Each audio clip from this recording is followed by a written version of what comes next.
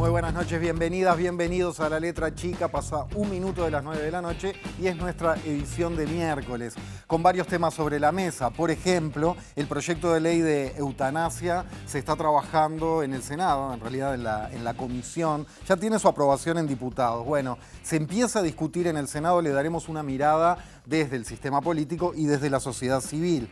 Para cerrar el programa, hoy tendremos un contacto con Buenos Aires, con una mirada a la vez politológica y periodística, porque como sabemos, el domingo es el balotaje. Dicho sea de paso, habrá una edición especialísima, otra edición especialísima de Sin Fronteras en formato transmisión y acompañando el escrutinio de la vecina orilla a partir de las 20, con la conducción de Alejandro Gavar y Maite Sarasola, que hoy no está en este programa porque pasó por un pequeño estudio de salud que no le impedirá estar el domingo en la conducción de ese evento y el lunes de vuelta con nosotros, en la conducción, digo, de esa transmisión.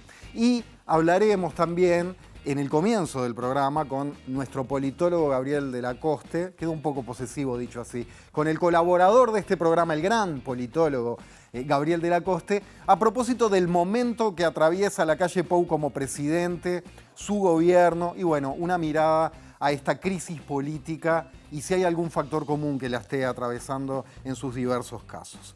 Nos metemos ya en eso. Les recuerdo además que esperamos vuestros WhatsApps breves y confirma al 092 374 089, 092 374 089. Buenas noches, Gabriel, ¿cómo estás? Buenas noches, Jorge. El viernes pasado, el politólogo Gabriel de la Coste, aquí presente, escribió una nota en el semanario Brecha bajo el título La culminación del caso Lacalle.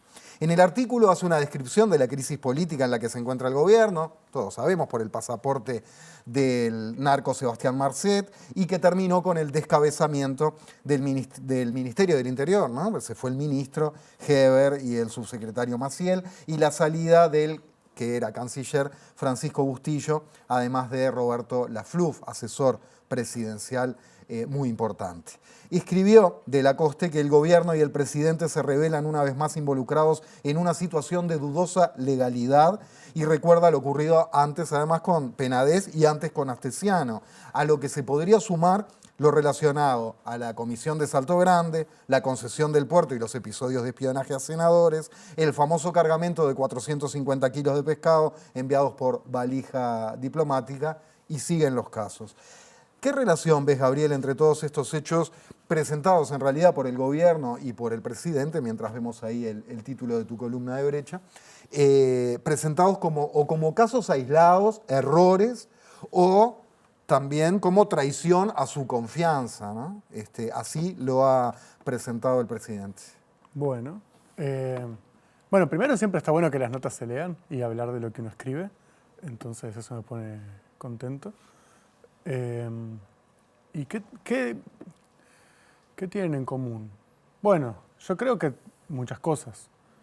Primero que de una forma u otra están involucradas personas del núcleo más duro del gobierno, sea las personas del entorno personal directo del presidente, sean ministros importantes y gente con historia partidaria pesada, o sean, funcionarios de primero o segundo nivel de áreas muy sensibles como la seguridad, por ejemplo, la policía.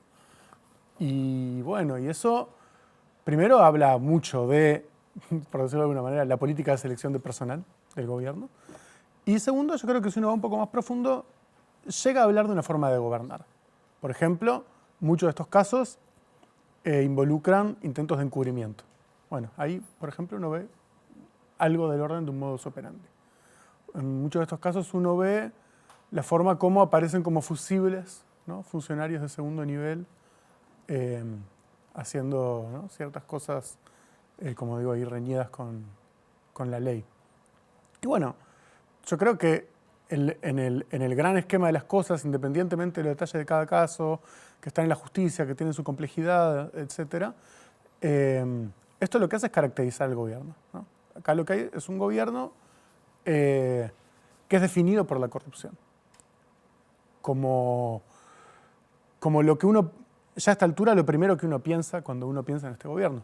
Lo que no quiere decir que las otras cosas sean menos importantes sustantivamente. Simplemente que, ¿qué es lo que hace que dejemos de hablar de un escándalo de este gobierno? Otro escándalo de este gobierno. Y eso ya hace más de un año que está pasando. Y ya un poco nos acostumbramos, pero no tienen por qué ser así las cosas, ¿no? No todos los gobiernos son así. Sí, es verdad que uno en el día a día pasa a acostumbrarse a ciertas cosas. Bueno, primero la pandemia, ¿no? Se lo comió todo. La pandemia y la gestión de la pandemia fue como una primera zona, digamos, temática de este gobierno. Después la gestión de la pospandemia, la economía, se podría decir, y ahora esto, ¿no? Esta sucesión. Vos hablás del caso Lacalle y no como un juego de palabras, no como algo, bueno, a decir del propio presidente, no es semántico, no es solamente semántico No, claro. esto del caso Lacalle. ¿Por qué? Y bueno, porque, por esto que decía antes, acá la repetición tiene que producir efectos interpretativos. Cuando pasa algo una vez, 2 veces, 3 veces, uno tiene que decir, bueno, acá no es que pasó algo por casualidad, pasó algo de forma repetida. Y el que eligió a estas personas para ocupar estos lugares fue Lacalle. Y bueno, esto es lo que caracteriza a este gobierno. Entonces, es inevitable decir, bueno, ¿qué es lo que está pasando con el presidente? Y es una discusión que yo creo que el sistema político y la ciudadanía tienen que dar con mucha seriedad porque ¿qué quiere decir? Que el presidente está sospechado, está acusado, porque Carolina H. da a entender claramente en su declaración que el presidente fue consultado antes de cometer la FLUF, algo que parece ser un delito. Bueno, eso es muy grave. Y entonces me parece que hay que hablar del caso de Lacalle, que no es que los casos por sí mismos, Marcet, Astesiano, todas las derivaciones carezcan de densidad por sí mismos. Pero bueno, hay algo que los engloba. Eso para mí es bastante claro. Me quedé pensando en que cuando hoy en borrador y al vuelo tiraba una tentativa de zonas temáticas del gobierno, me olvidaba de la LUC, ¿no? De la Ley de Urgente Consideración, montada ahí en el tiempo con la pandemia. ¿Vos vinculás la LUC con estos hechos? Sí. ¿Por qué? Bueno, por cuestiones de contenido y de forma. Ajá. Por ejemplo, la LUC da facilidades al movimiento de dinero en efectivo sin controles. Bueno, esto tiene que ver con los controles de lavado, con el debilitamiento de los controles de lavado. Y acá, una de las cosas que estamos hablando en algunas de las ramificaciones de algunos de estos escándalos tienen que ver con guita de capitales transnacionales grises, que cosas como la LUC, como parte de toda una estructura jurídica que tiene el Uruguay en su larga historia de plaza financiera, paraíso fiscal, ¿no? No es que esto lo inventó este gobierno, ¿no? Bueno, forma parte de las características del neoliberalismo uruguayo en un sentido amplio y por lo tanto también de este gobierno. Y también por cuestiones de forma, porque yo el lugar donde pongo la LUC en esa nota en relación a todo esto es para caracterizar un gobierno que juega muy fuerte y muy al filo. Porque la urgente consideración es un mecanismo que prevé el orden jurídico uruguayo para legislar en caso de urgencia. Y este gobierno lo usó no habiendo una urgencia, o no habiendo una urgencia relacionada con esas cosas, porque había una urgencia en la pandemia, y de una forma completamente abusiva. Agarró un programa de gobierno entero, lo puso en una sola ley y la aprobó en el Parlamento con un mecanismo de urgencia. Y eso habla de un gobierno que lleva hasta el fondo y hasta el límite, y a veces se pasa un poco, de lo razonable con cuánto se puede tironear a un orden jurídico republicano. Y entonces eso hace que interpretativamente no sea tan raro que le pasen escándalos. Porque cuando uno juega al filo, una de las cosas que te puede pasar, ¿no?, es esto. ¿Cómo te parece que actúa entonces el gobierno comunicacionalmente frente a estos hechos? ¿Qué características tiene el manejo de las situaciones del presidente en primera persona y bueno, de la cúpula del gobierno en general y del gobierno en general, con su bancada, con su coalición, quiero decir, herrerismo, presidente, herrerismo, Partido Nacional, coalición? Bueno, que son distintos niveles y hay distintos tipos de comunicación también ahí, ¿no? yo creo que todavía hay algunas notas interesantes que han explorado esto. La otra vez leí una en la diaria, creo que era de 2 filósofos, ahora no me acuerdo el nombre. Es una pena que no lo recuerde ahora. Pero bueno, no está completamente hecho el trabajo de caracterización de la estrategia de comunicación del gobierno, pero hay algo que es muy interesante, que es la permanente ira a la ofensiva, ¿no? Es impactante la velocidad con la que cuando pasa algo encuentran la forma que sea culpa de alguien más. Normalmente de la oposición, pero no siempre. Como esa, hay 3 o 4 cosas que hacen, que forman parte de su repertorio. Estas cosas no son tan evidentes como se miden, ni son tan evidentes sus efectos, ¿no? Porque una cosa es lo que una estrategia comunicacional hace y otra cosa es lo que pasa del otro lado y qué herramientas tenemos para evaluar eso. Pero a mí me da la sensación de que tiene rendimientos decrecientes. O sea, que hay un momento donde si vos siempre haces lo mismo y estás siempre tapado de un escándalo, eso empieza a funcionar menos. Y además no es menor que la calle haya perdido la FLUF. No es que no le pueda consultar nunca más, pero perdió una pieza importante en el ajedrez. Y para mí una cosa de esta crisis que hay que pensar es cuánto a un gobierno que pierde uno de sus principales operadores en el Parlamento, al líder del aparato de la 71, al guardaespaldas y solucionador del presidente, al estratega de comunicación del presidente, eso no hace que el gobierno pierda capacidad operativa. Y yo creo que eso vamos a ver en el correr del año que viene, que además es año electoral, qué tanto el gobierno es capaz de reponerse a todas estas bajas que viene teniendo en los diferentes escándalos, ¿no? Y en el Parlamento hablas de perros de ataque del gobierno. Es una imagen bastante clara, pero profundicemos. Es una expresión que se usa mucho en el análisis político del mundo anglosajón. No es un invento tuyo. Attack dog, les dicen. Attack dog, mirá. Claro, es una función en el discurso político. Es alguien que está siempre al ataque, entonces pasa algo Bianchi da Silva, y pega. Bianchi da Silva son expertos, ¿no? Los grandes. Son especialistas, lo hacen muy bien, ¿no? Sí, sí. Digo, no lo digo de forma despectiva, realmente es una técnica política y que lo hacen bien. Yo creo que en estas cosas hay que tener mucho cuidado con decir, fíjate, enojarse, porque también esa es la función que tienen. Entonces, simplemente lo que hay que decir es, mira, están cumpliendo esta función. Bueno, yo qué sé. Hay acerca de eso, ¿no? Como que uno se puede poner optimista o pesimista frente a las situaciones. Pensando en nuestras democracias, un segundito, te propongo despegar a mirar el mundo, porque es una preocupación que tengo, una obsesión de estos días, de hasta dónde banca la ciudadanía, ¿viste?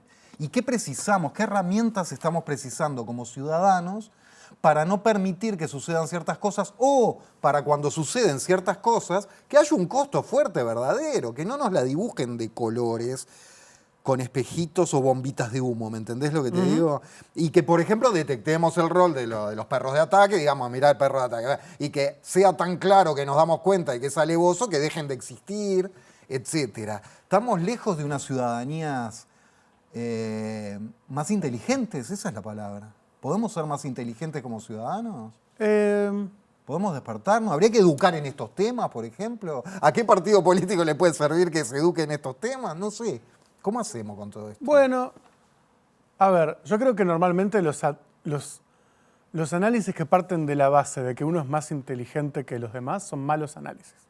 O sea, yo parto de la base de que la gente es más o menos toda igual de inteligente. Y esto vale para políticos, ciudadanos, etcétera, y que además uno tiene que tener humildad con estas cosas porque si uno entendiera las cosas tanto mejor que los demás, capaz que uno no estaría en el lugar donde está, ¿no? Entonces, bueno, creo que en todo caso lo que diría es que el proceso de ilustración popular y de autoconciencia colectiva de una ciudadanía, de una república, es un proceso que siempre está empezando y que además es una carrera armamentística. Porque las capacidades cognitivas colectivas se construyen muy lentamente y las técnicas propagandísticas avanzan muy rápido. Entonces, ¿cómo vos lográs las capacidades organizativas, colectivas, interpretativas, la creación de lenguajes, de contrapropaganda, de medios alternativos, de categorías intelectuales para estar al día respecto a las técnicas y las tecnologías de propaganda contemporáneas? Y nada, la única respuesta es mucha paciencia y lo mismo de la política de toda la vida, ¿no? Organizarse, estudiar, no volverse loco. Bueno, no volverse loco es un buen punto, ¿no? Por ejemplo, no dejarse manipular las pasiones, porque mirá que no me refiero desde creerme más vivo que nadie, cuando decís esto de las inteligencias. Me refiero a poder ver los hilos, que a veces son muy gruesos y no los vemos porque ¿no? Las intencionalidades en los movimientos y en la manipulación de la realidad, Que de repente nos gana la pasión y la camiseta porque todo está bien lo de este lado, todo está mal lo del otro. Y bueno, mira, yo en la nota termino hablando de Maquiavelo y de Spinoza, que son dos teóricos políticos muy importantes, Y sobre uno la italiano, uno holandés, y lo que estudian Maquiavelo y Spinoza, y que es uno de los temas más clásicos de la teoría política, es justamente las pasiones. Cómo la política, entre otras cosas, una de las cosas que hace es manipular las pasiones, y cómo la política republicana o la política democrática, la política de las multitudes y los grandes colectivos humanos, y bueno, tiene que ver con el aprendizaje colectivo de cómo lidiar con el hecho de que los gobernantes manipulan las pasiones. Y cómo hacemos para ser un poco menos gobernables en este sentido y por lo tanto con un poco más de capacidad de autogobierno. Y eso es algo que siempre está empezando, no es que un día vamos a tener resuelto el problema. Lo vamos a tener mejor y yo creo que la ciudadanía uruguaya ha tenido muchos casos de una ilustración colectiva popular notable. Yo en eso nunca, no es en ese tema en el que soy más pesimista. Hablas del miedo en ese momento, al final de la nota, cuando hablas de las pasiones, y decís que el miedo puede llevar a conclusiones absurdas como que para defender las instituciones hay que defender a quienes las humillan. Acá te estás refiriendo un poco a la posibilidad o no de un juicio político y a que de repente puede ser un miedo de atacar la democracia lo que lleve a no considerar, por ejemplo, por la oposición, seriamente esa posibilidad. Así es, así es. ¿Y cómo la ves en ese sentido? Todo el capítulo juicio político, ¿qué pensás de eso?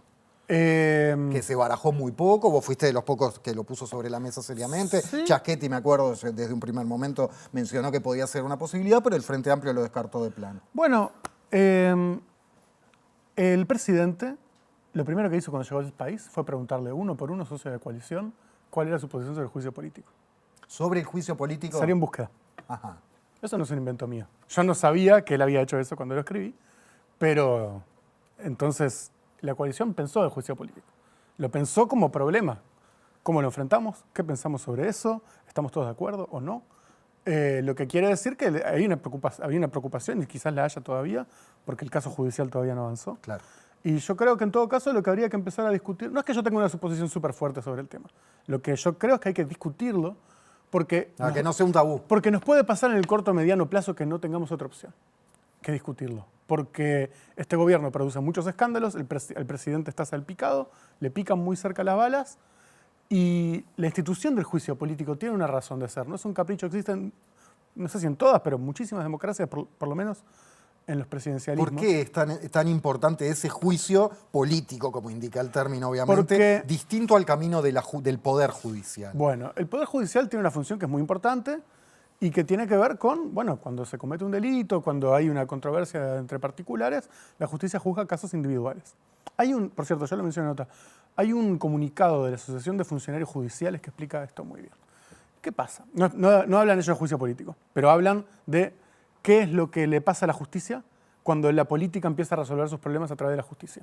Y eso es muy malo para la justicia, primero que nada, pero también es malo para la política, porque instituciones como el juicio político, que no es la única de este tipo, existen justamente en el entendido de que para juzgar a un presidente, para un superministro de Suprema Corte, un parlamentario, los parlamentarios tienen fueros, todas esas cosas son para, primero, evitar la sobrepolitización de la justicia y segundo, dar algunas garantías para que no haya persecución a personas que tienen cargos políticos. Eso necesita mayorías especiales, etc. Y tercero, para reconocer el hecho obvio de que juzgar a un presidente, acusar a un presidente, es un problema político de primer orden. No es algo que lo tenga que hacer cualquier fiscal. Entonces, para mí hay un error conceptual cuando se dice esperamos la justicia. En la Constitución uruguaya, la responsabilidad de controlar el Ejecutivo le recae al Parlamento. Y si el Parlamento no la ejerce, está omiso. Yo no estoy diciendo que tenga que empezar el juicio político mañana, pero lo que sí estoy diciendo es que hay que entender cuáles son las instituciones pertinentes para el caso. Y para este caso hay que ver dónde tiene que jugarse el problema de un ejecutivo que está rodeado de casos de corrupción. Es un problema sistémico, es un problema grande. Y te entiendo, a ver si te entiendo bien entre líneas, Gabriel, que más allá de que falte un año para las elecciones, más allá de que se tengan o no, que la oposición logre o no convencer a algún socio de la coalición Sí. para que el juicio político resultare en una destitución o no, la importancia la tiene el camino, diría el maestro Tavares, el camino es la recompensa. El camino en sí de un juicio político podría ser importante para la democracia, más allá de lo que resultara al final, porque yo me imagino que en el Frente Amplio no solo calculan la importancia de un juicio político para la democracia, sino cómo les puede repercutir en las próximas elecciones. Mira, yo como la pregunta que me hacías hace un rato sobre cómo hacer que la gente despierte y todo eso, en la misma línea te diría, hacer política es muy difícil. Yo puedo tener mis opiniones sobre lo que hace o no hace la oposición, digo algunas de ellas en la nota, una de las cosas que hago yo es opinar y eso está bien, pero yo en este momento no estoy en ánimo de juzgar la estrategia de la oposición. Lo que estoy diciendo es que el Parlamento, no los partidos políticos, no la oposición, el Parlamento como cuerpo, como institución, tiene atribuciones y funciones para cuando pasa algo de este tipo. Después, los cálculos políticos, el tiempo electoral, si la coalición se mantiene, bueno, son consideraciones políticas que la gente que hace política las tiene que hacer, pero que después no lloremos la milonga con las instituciones. Porque todo el mundo dice las instituciones. Bueno, por ejemplo, tema que le gusta a los liberales, los pesos y contrapesos en el Estado. ¿Qué pasa cuando un poder del Estado renuncia a priori a ejercer los pesos y contrapesos? No hay pesos y contrapesos, hay solo pesos, no hay contrapesos. ¿Qué hacemos? Entonces, esas cosas hay que discutirlas. Y después, bueno, habrán las mayorías que hacen, porque justamente es un juicio político. Entonces, en un juicio político importan las mayorías y las minorías. No es un juicio igual que los juicios del Poder Judicial.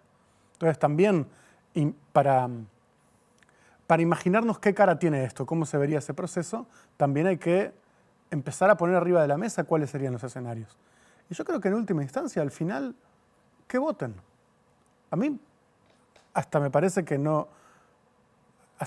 sería interesante decir, bueno, por ejemplo, si se hace una comisión investigadora, el Parlamento cita a declarar, puede invitar al presidente a que se explique ante el Parlamento, ante las cámaras, o ante una comisión, puede citar ministros, puede recabar evidencia, puede iniciar la Cámara de Representantes un juicio político, si así lo entiende, y que con la evidencia arriba de la mesa se vota. Y yo creo que capaz que a la ciudadanía le interesa saber qué vota cada uno sobre esas evidencias. Para cerrar, ahora saliendo del rol parlamentario y del juicio político, más en un análisis general sobre el rol que ha tenido el Frente Amplio y su accionar, ¿cómo lo has visto? Recién decías, no estoy en el ánimo de atacar, y esto lo señalo por otro... De juzgar, dije, no atacar. De juzgar, no estoy en el ánimo de juzgar. Bueno, más allá de juzgar, para analizar, ¿cómo la ves? ¿Cómo se ha movido el FA? Bueno, yo creo que el FA... pasan muchas cosas con el FA. Tiene muchos temas arriba de la mesa. Está definiendo su estrategia electoral, está definiendo su programa, tiene algunas definiciones estratégicas. Digo el FA de una manera general, estoy hablando de, bueno, quienes definen la línea del FA. Tiene una visión estratégica de la situación que está muy orientada a las elecciones y como está orientada, es un partido político que quiere las elecciones, eso no es pecado, ¿no? Claro. Y como está orientada a las elecciones, evalúa las situaciones según ese objetivo. Eso yo creo que en este caso puede haber entreverado un poco la discusión. Después,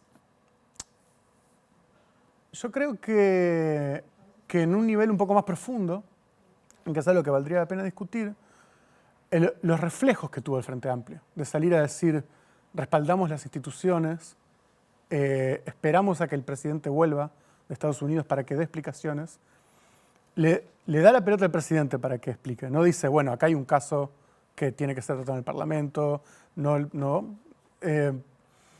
Esos reflejos, muchos analistas los interpretaron como un gesto valioso de moderación. Y eso no es descabellado. Hay momentos en los que una democracia necesita gestos de moderación, gestos de diálogo, gestos de paciencia.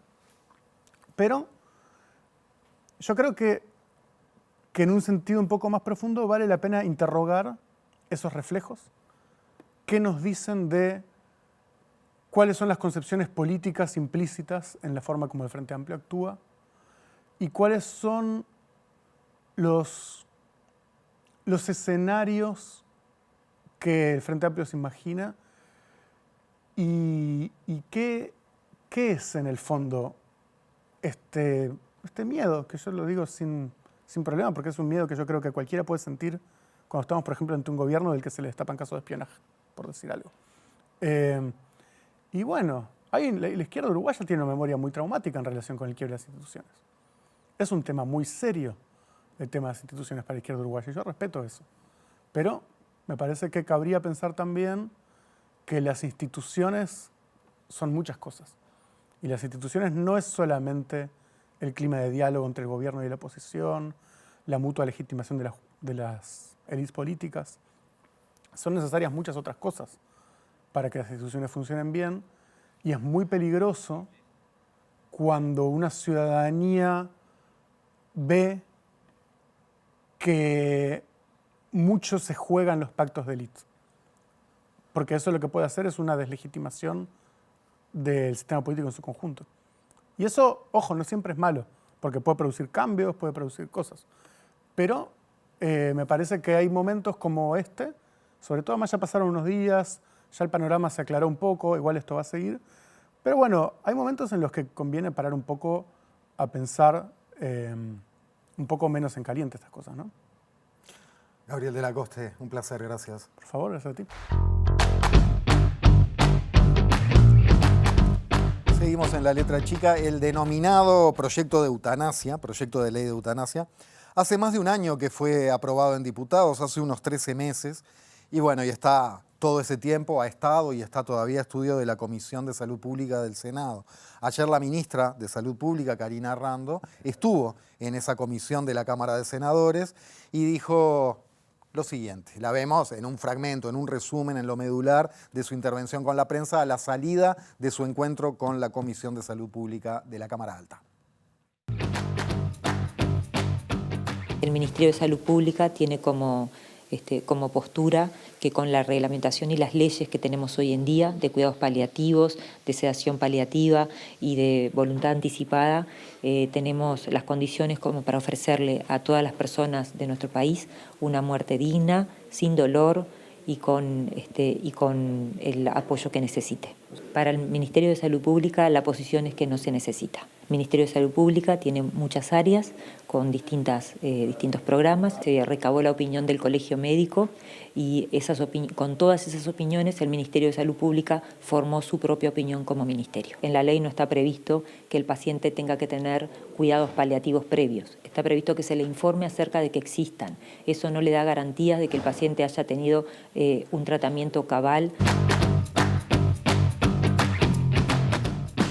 Y aquí en el estudio a continuación desarrollamos el tema con el presidente de la Comisión del Senado, de Salud Pública del Senado, el Frente Amplista, senador, por supuesto, Frente Amplista José Núñez. Gracias, senador. ¿Qué tal? Bueno, muchas gracias. Buenas noches y a las órdenes. Muy amable. Y por la sociedad civil, por decirlo así, Florencia Salgueiro, de la organización Empatía Uruguay, que por supuesto vienen trabajando el tema. Florencia, buenas noches. Buenas noches, muchas gracias por la invitación. Primero, ¿qué opinan sobre esto que decía Rando, centrándonos al menos en los dos puntos que aquí tenemos en el corte como lo medular, porque habló de otras cosas, pero esto nos pareció lo más importante, ¿no? Esta cuestión de que no es necesaria una ley porque ya están las herramientas disponibles necesarias. Y segundo punto, que la persona, en caso de que se aprobara una ley, habría que incluir que la persona obligatoriamente pase primero por cuidados paliativos. ¿Qué opinan de estos dos puntos? Hay una ley ya aprobada sobre cuidados paliativos y el sistema de salud está obligado por ley a brindarle a todo aquel que lo necesita cuidados paliativos. Ahora es función del Ministerio, como autoridad sanitaria, velar porque las distintas instituciones de asistencia médica brinden ese servicio de cuidados paliativos a las personas que lo necesitan.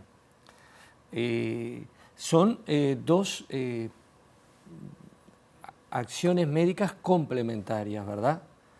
Porque en definitiva todos debemos tener la oportunidad de recibir cuidados paliativos si los necesitamos, pero también sabemos que hay circunstancias en que el cuidado paliativo no impide el sufrimiento, ni por supuesto el cuidado paliativo detiene la evolución degradante para la persona de la enfermedad. En Entonces, esas enfermedades que te van deteriorando. lo que nosotros reivindicamos, y por eso no compartimos la opinión de la ministra, es que falta justamente la ley que le permite a la persona que está en esa condición, que padece una enfermedad que va a suponer que no tiene cura, que va a suponer un deterioro, para la cual no hay tratamiento y que la somete a sufrimientos físicos y emocionales insoportables, tenga derecho a decidir poner fin a su vida y reciba la asistencia médica a esos efectos. Eso no está previsto hoy en la normativa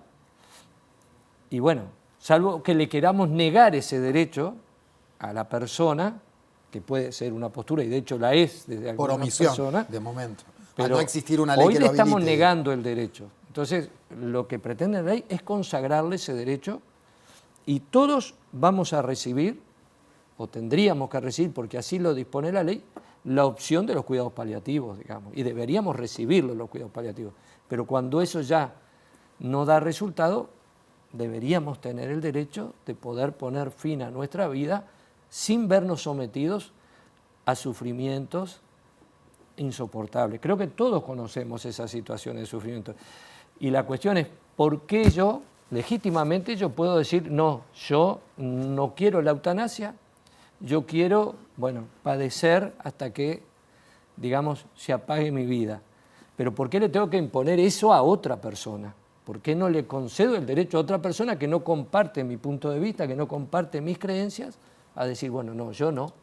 Ya voy a Florencia, pero Sí. y llegado el caso, por lo que plantea la ministra, que, dicho sea de paso, el propio Ope Pasquet, en tanto diputado que ha impulsado esto, integrante de la coalición, dijo, es una opinión más, de una ciudadana más, por más que sea la ministra de Salud Pública. Digo en cuanto a los resortes parlamentarios, ¿no? No sé si usted comparte esa opinión, pero ya le tiro dos en una, si es una opinión más la del ministerio.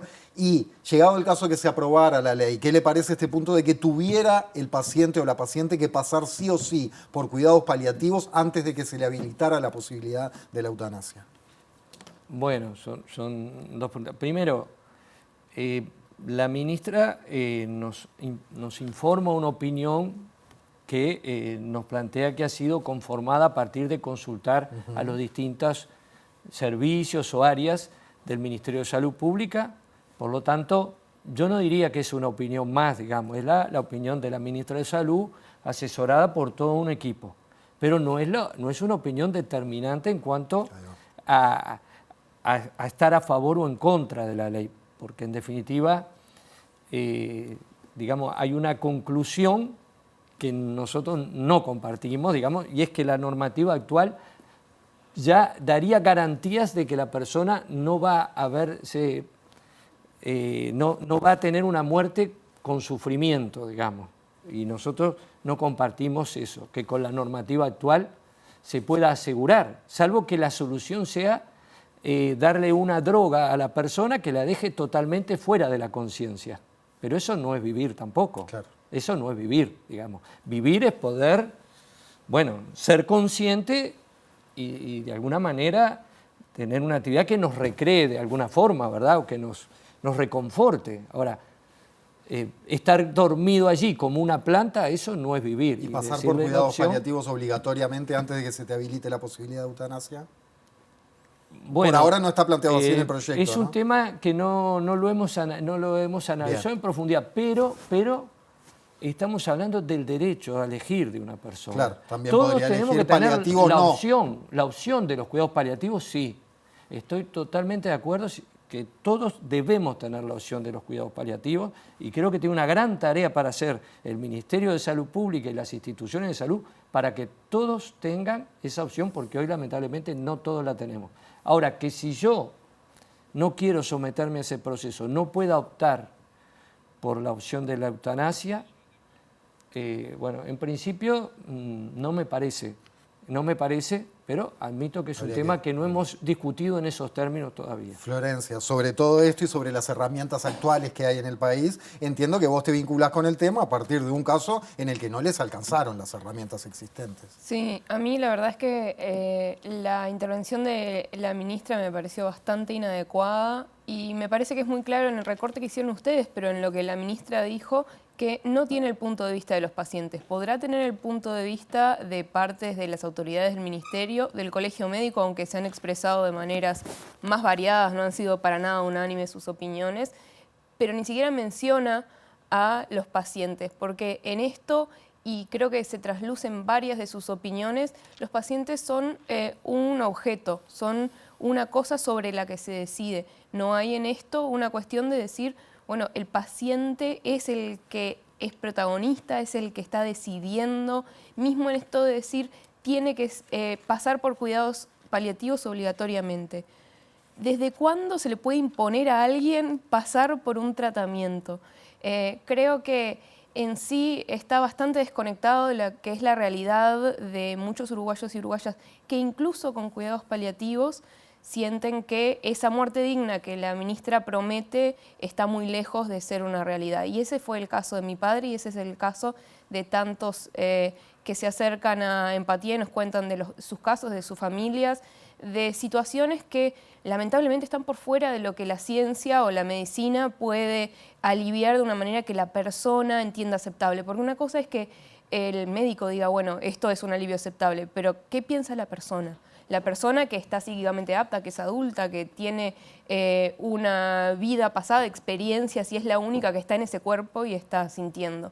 Bueno, todo eso falta de la intervención de la ministra y a mí me parece que creo que es parte de un partido político, ¿no? La opinión que ella está trayendo es la opinión de Cabildo Abierto, que ya le pidió el año pasado al presidente que si esto se llega a aprobar se vete y que está en contra de todos los avances que implican reconocer más libertades para las personas. Así que no me parece sorprendente, pero sí decepcionante. Bueno, es evidente que hay vasos comunicantes con el aborto en el sentido de disponer de la vida y que son temas políticos atravesados por lo moral, muchas veces por creencias religiosas, etcétera. Digo, ya entraremos un poco en eso también y cómo ustedes vienen olfateando qué valores o incluso qué lobbies o qué presiones puede haber detrás de esto. Pero quiero detenerme un segundito, Florencia. Vos representás a un colectivo, no estás acá por vos sola, por Empatía Uruguay, pero quiero apelar a tu experiencia particular para que justamente comprendamos y podamos tener la empatía necesaria de ponernos en el lugar. En el caso tuyo, de tu familia, con tu padre, ¿en qué momento chocaron contra limitaciones legales importantes, que querían ir más allá? ¿Qué pasaba? ¿Dónde estaba el no se puede? Bueno, mi padre tuvo esclerosis lateral amiotrófica, que es una enfermedad neurodegenerativa que no tiene cura y cuyo tratamiento es alivio sintomático, pero lo que hace es que la persona vaya dejando de poder mover todo su cuerpo, porque las neuronas motoras dejan de hacer su trabajo.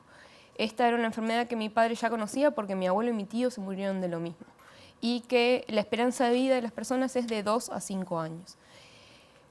En cómo fue evolucionando la enfermedad, mi padre lo tomó con mucha valentía y con mucho humor. O sea, no fue una persona que se deprimiese ni nada parecido. Incluso sabiendo que la medicina no tenía tanto para ofrecer en el caso de su enfermedad, que no existía como puede existir en el caso del cáncer, algún medicamento experimental, algún tratamiento. En la esclerosis lateral amiotrófica la cura no es una opción. Él siguió intentando con terapias alternativas, por ejemplo, diciendo, no me quiero rendir, yo quiero vivir. Pero bueno, la enfermedad fue avanzando y en un momento se hizo evidente que los cuidados paliativos eran necesarios. Y para los que piensen que los cuidados paliativos y la eutanasia se contraponen, creo que están muy lejos de cómo identifico yo lo que vivimos, porque los cuidados paliativos fueron importantísimos para la vida de mi padre, y lo digo como militante de la eutanasia. Los cuidados paliativos lo acompañaron a él, a nosotros, venían a casa con medicamentos, con técnicas, o sea, fueron súper importantes para que él pudiese vivir mejor. Y no le faltó nada de su mutualista y de lo que mi familia, mi madre, mi hermana, pudimos acompañar con otras personas. Pero como la enfermedad avanzaba, en un momento mi padre empezó a tener dificultades para respirar porque el diafragma no hacía su trabajo, entonces sentía falta de aire. Incluso con un respirador esto se hacía muy, muy, muy difícil. Y un día nos sentó y nos dijo, yo de acá para adelante ya sé lo que se viene, ya lo vi 2 veces, no lo quiero, no me interesa. La vida que yo tenía para vivir ya la viví, quiero quedar acá, acá me bajo. Mi madre, mi hermana y yo no teníamos nada para decir, era su decisión, él tenía 57 años, una persona totalmente lúcida, porque aparte la enfermedad no afecta a la cabeza. Y cuando se lo dijo así a los de cuidados paliativos, le dijeron, bueno, eso que usted nos está planteando, adelantar la muerte, en Uruguay no se puede, nosotros no lo vamos a hacer. Cuando sus síntomas sean refractarios, que quiere decir que ya no se pueden controlar ni con morfina, ni con midazolam, ni con nada, ahí le vamos a dar la sedación paliativa que lo va a sacar de ambiente y de ahí usted va a pasar en paz a mejor vida. Y mi padre le dijo, bueno, pero yo no quiero salir de ambiente, yo me quiero morir. Yo quiero, así lúcido como estoy, decidir sobre mi vida y sobre el alivio que ustedes me dieron y que se los agradezco un montón, pero que ahora no alcanza. Y bueno, no se pudo, pero yo creo que el caso de mi padre es el ejemplo de que lo que dice la ministra de que no es necesario, que me lo diga en la cara, que no es necesario. Núñez, ¿cómo sigue a nivel político este camino? Bueno, a nivel político, la comisión se ha planteado por distintos legisladores que se reciban opiniones de distintas instituciones y personas antes de resolver sobre el proyecto, que es una práctica compartible, digamos, ¿no? Que la comisión no resuelva solo por sí ante sí, sino que reciba opiniones especializadas. El problema es que la medida, si se, digamos que si se incrementa la cantidad de instituciones y personas a recibir, lo que puede pasar es que pase los días, las semanas, los meses y nunca se tome decisión sobre el proyecto. Entonces, en este momento recibimos a la ministra de Salud. Ya habíamos recibido a un médico de los Países Bajos. El presidente de la Real Academia de Medicina de Países Bajos, un país que tiene eutanasia hace más de 20 años, que también en la Academia... Doctor Harman. Heman, Heman. Sí, que vino en junio a Uruguay, que, bueno, costó que lo recibiesen, pero lo recibimos en la comisión. Y bueno, y ahora tenemos varias instituciones para recibir. Nuestro objetivo es que el proyecto se trate antes de fin de año. Para que esto sea posible requiere que la comisión haga algunas reuniones extraordinarias que nosotros hemos promovido ya desde hace meses, pero no siempre se ha podido hacer, en realidad se han podido hacer pocas reuniones extraordinarias, y luego llegar a un acuerdo político para reducir la lista de invitados a opinar, porque si no se nos va a ir todo el año, lo que queda del año y del que viene recibiendo opiniones sobre el proyecto. Entonces, evidentemente, bueno, es un tema que tenemos que discutir. Nuestro objetivo, cuando digo nuestro, digo la bancada del Frente Amplio, entiende que hay que escuchar opiniones, pero también que hay que racionalizar, porque además ya hay un estudio hecho en la Cámara de Representantes, donde ya se han vertido muchas opiniones. Están las actas de nosotros las podemos leer. Lean. Entonces es razonable igual que comparezca, porque así uno, indudablemente, una cosa es leer y otra es intercambiar, preguntar. Pero nos gustaría acotar para que se pudiera tratar el tema en el plenario antes de fin de año. En medio minuto y para cerrar, medio minutito, ¿cuánto puede pesar o pueden pesar presiones religiosas que haya detrás de esto? O de otros lobbies, no sé, ¿qué grupos de interés pueden estar? Quiero empezar por Florencia, en tanto representante de la sociedad civil, que tal vez, no que usted no pueda hablar libremente, pero tal vez Florencia, la sociedad civil en esto... Lo que me va a costar es en medio minuto. Sí. El 82% de los uruguayos está a favor de la eutanasia. Puede que haya autoridades religiosas que estén en contra, pero eso no quiere decir necesariamente que las personas religiosas, y en esto hablo específicamente del catolicismo, la religión mayoritaria en nuestro país, estén en contra, porque muchos pasaron por situaciones que les dan a entender que no todo es así, y otros piensan que la religión es una cuestión privada de cada uno y no necesariamente un fundamento para legislar. Ahora, esto no necesariamente se traduce en que los legisladores, específicamente de la coalición de gobierno y específicamente de Cabildo Abierto del Partido Nacional y parte del Partido Colorado, parte del Partido Nacional, no respondan a otro tipo de presiones o no estén directamente desinteresados en esta cuestión porque pueden hacer la vista gorda, porque saben que los enfermos terminales no les van a hacer un piquete o un paro, ¿sí? Entonces yo creo que es más desinterés que estar netamente en contra, aunque hay gente que sí está en contra por razones religiosas y privadamente está todo bien, pero como decía el senador, que no sea una razón de imposición. Yo creo que eso es lo que se traduce en que la comisión del Senado no haya podido, por la mayoría de la comisión que está en contra, que ya lo han dicho, tratar este proyecto, que hayan dilatado tanto y que tengan la intención de dilatarlo y que no se trate, porque ni siquiera es que en el plenario falten. En el plenario están los votos, esa es la estimación que tenemos nosotros. Está trancado en comisión. Está trancado en comisión por 4 senadores que yo quiero saber a cuántos uruguayos realmente representan. Nos vamos, sí, para cerrar. Yo creo que las presiones religiosas pueden influir, pero que no son determinantes.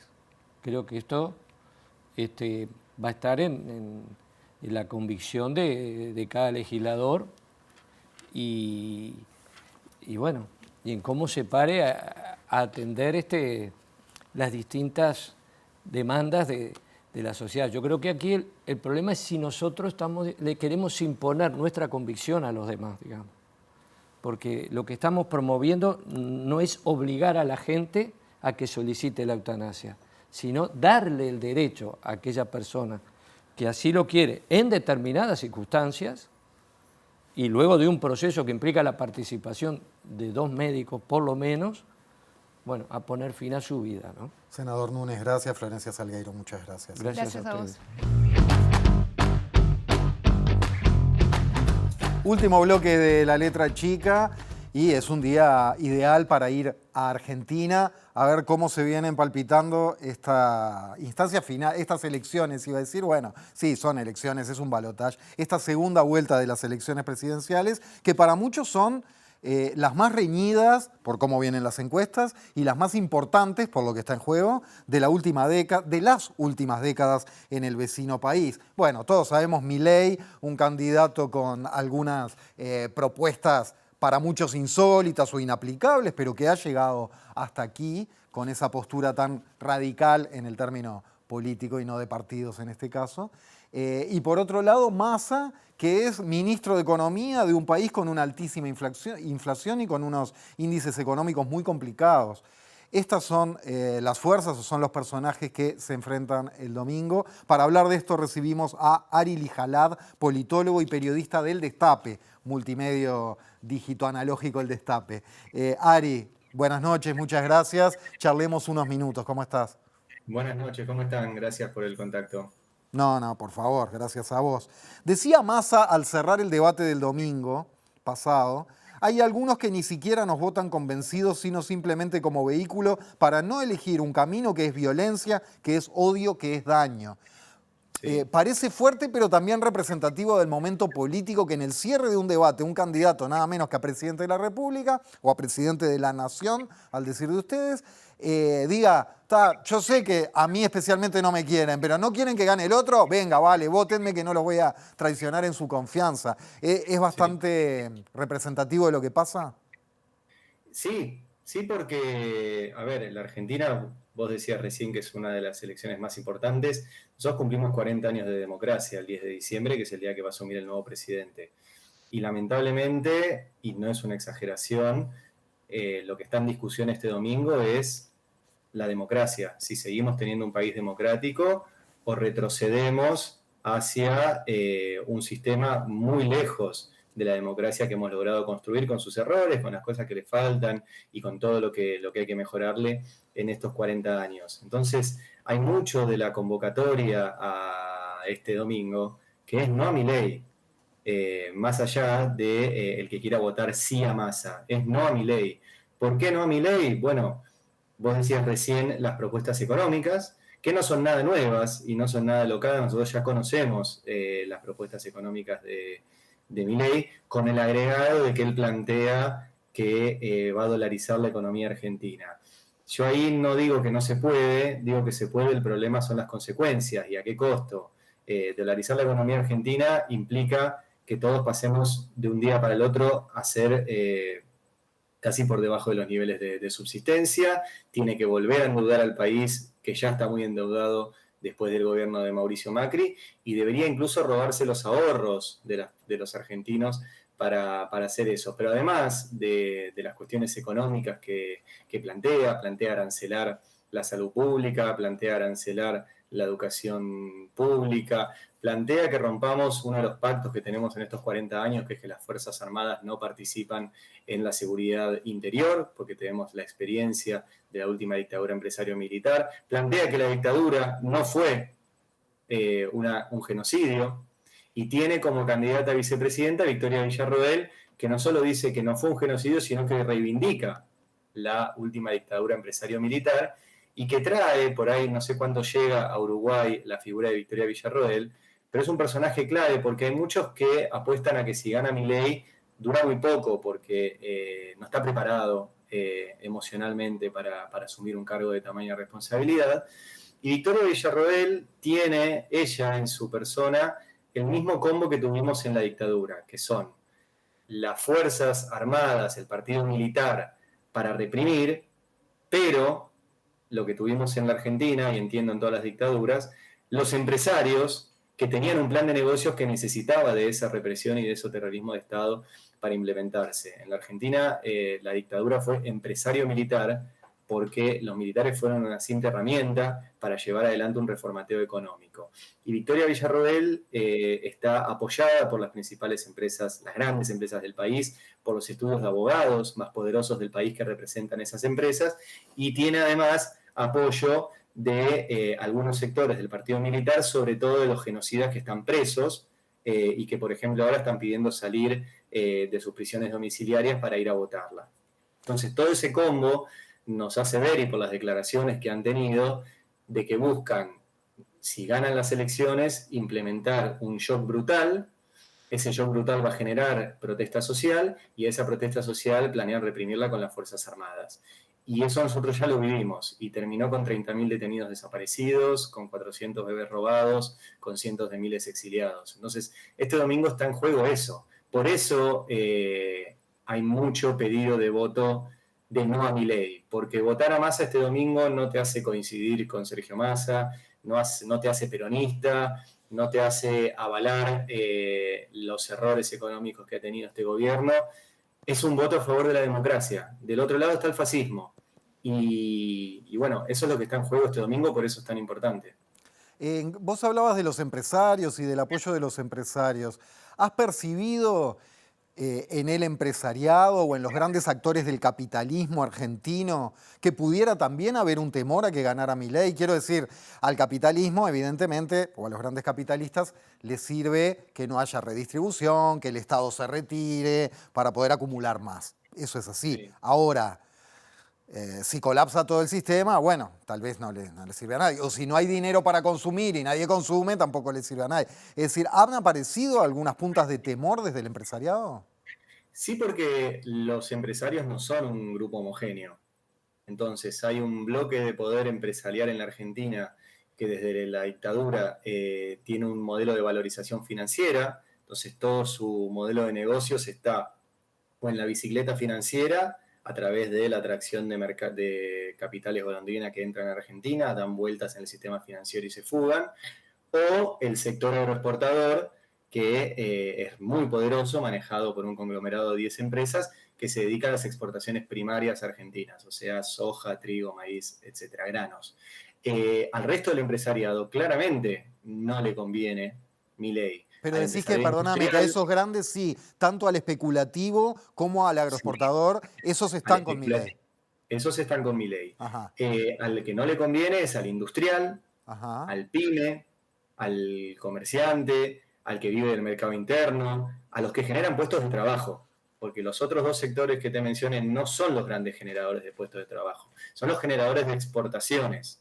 Ahora, también la Argentina exporta productos industriales, las pymes exportan, y todo ese sector desaparece si se dolariza la Argentina, y lo saben.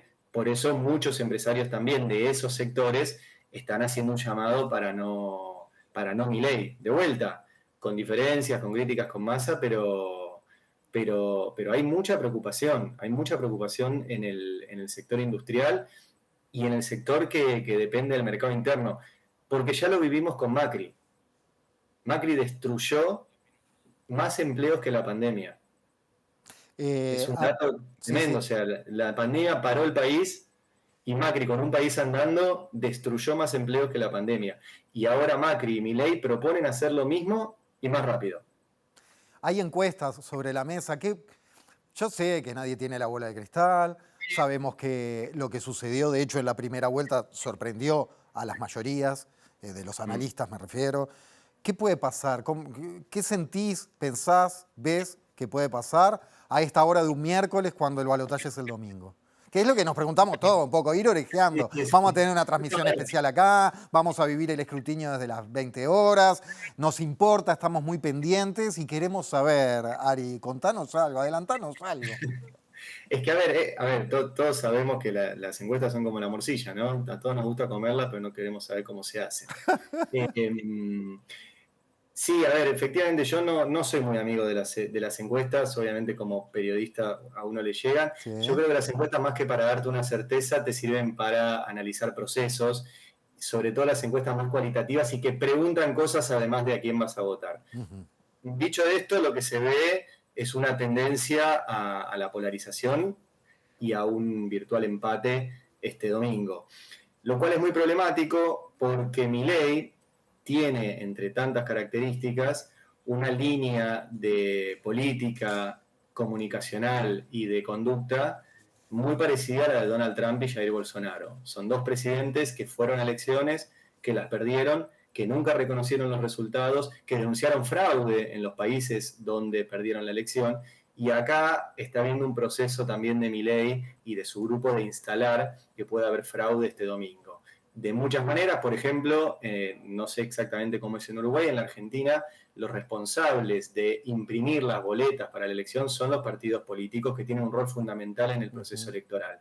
El Estado les da el dinero, los partidos políticos las imprimen y se la dan a la justicia electoral para que la distribuya con su logística en todas las mesas de votación y aparte cada partido se queda con casi 2 padrones enteros para reponer, para tener ellos, etcétera, por las dudas. Bueno, Milei no ha entregado las boletas suficientes para que arranque el domingo en muchos lugares. ¿Por qué no lo hacen? Bueno, porque quieren que el domingo sea un caos, que entre gente, diga faltan boletas o no hay boletas de Milei, y digan que hubo robo de boletas cuando ellos mismos no la entregaron. Ya lo hicieron en la primera vuelta, salieron a denunciar siempre mediáticamente, pues en la justicia no pasa nada, y tiene, de hecho, Milei el mismo asesor comunicacional que tenía Bolsonaro, que se llama Fernando Cerimedo. En Brasil, Fernando Cerimedo, después de las elecciones que Bolsonaro no reconocía que perdió, hizo un vivo de YouTube donde decía que hubo fraude. Eso desató una reacción violenta de militantes de Bolsonaro que tomaron el Palacio Presidencial, el Congreso y la sede de la Corte Suprema en Brasil en enero de este año, lo recordarán. Bueno, Milei está en esa línea de conducta, de hecho los hijos de Bolsonaro vienen y participan del búnker de Milei y tiene a este asesor Fernando Cerimedo que comparte. Entonces, hay mucha preocupación también si tenemos una elección pareja y polarizada que generen caos. Y bueno, el escenario es ese. Puede ser que el domingo no tengamos un ganador.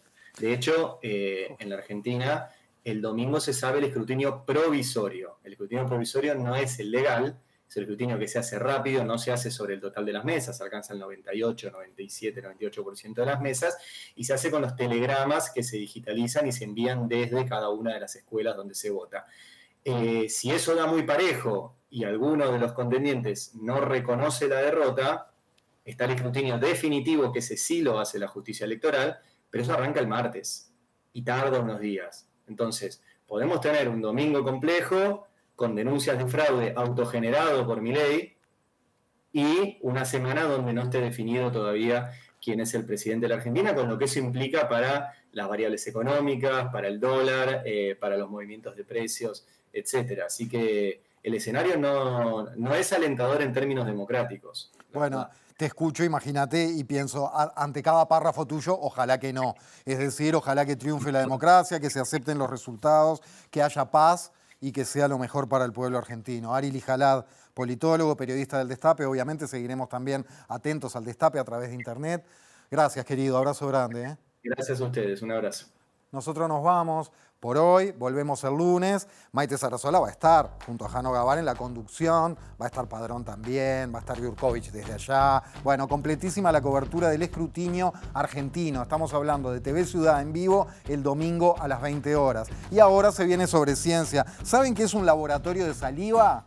Nos enteramos a continuación, lo mismo que sobre cambio climático, biotecnología en la feria y bacterias contra el cáncer. Hablo de Sobre Ciencia, que ya llega a nuestra pantalla.